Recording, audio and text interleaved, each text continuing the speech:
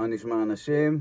אני בדיוק פה עומד להיכנס לחדר כושר ורציתי לתת לכם תוכן עם איזשהו ערך מוסף מעבר לאיזשהו תרגיל או whatever.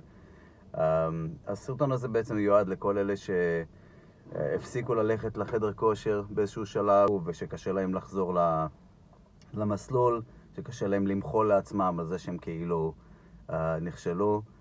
אז רציתי להגיד לכם שאני מוחל לכם.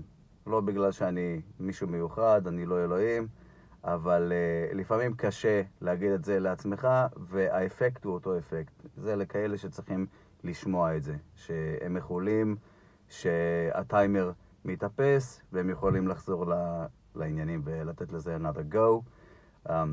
ותזכרו, המטרה היא תמיד לחזק את ההרגל של ללכת באופן קבוע לחדר כושר. כל האפקטים של שרירים, כל היתרונות של בריאות, של מצב רוח טוב, של אנרגיה טובה, של כל היתרונות שזה נותן, הם התוצאה הנלווית. המטרה היא פשוט לחזק את ההרגל הזה של להגיע לחדר כושר, להתאמן 10 דקות, לעשות משהו ולחזור הביתה, זה לא משנה. העיקר לחזק את ההרגל הזה. המוטו שלי הוא just keep showing up. The trick is to just keep showing up. אני לקחתי את זה מקומיקאי בשם ג'וי קוקו דיאז,